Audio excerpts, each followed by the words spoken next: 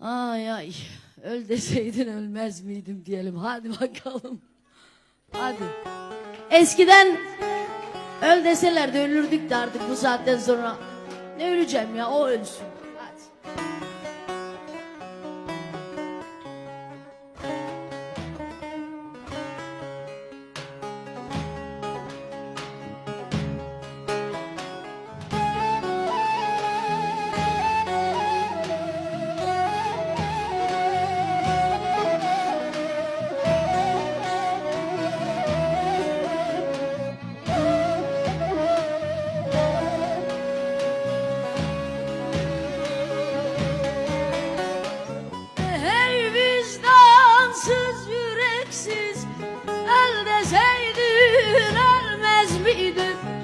Sen efendi, ben de köle, ol deseydin olmaz mıydım?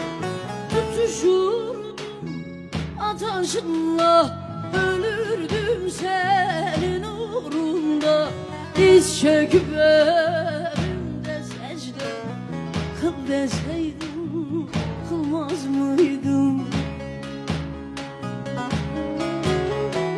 Tutuşurdum ateşinle, ölürdüm senin uğrunda.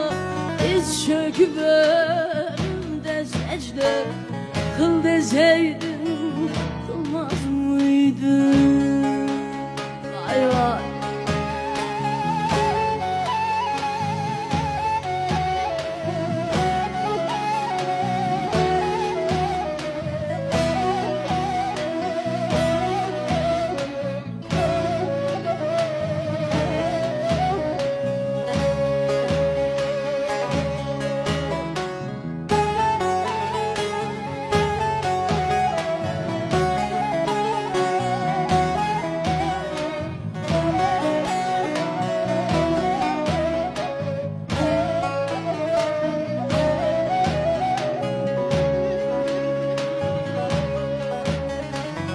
Yanardım yanarda gibi, püskürürdüm lavlar gibi.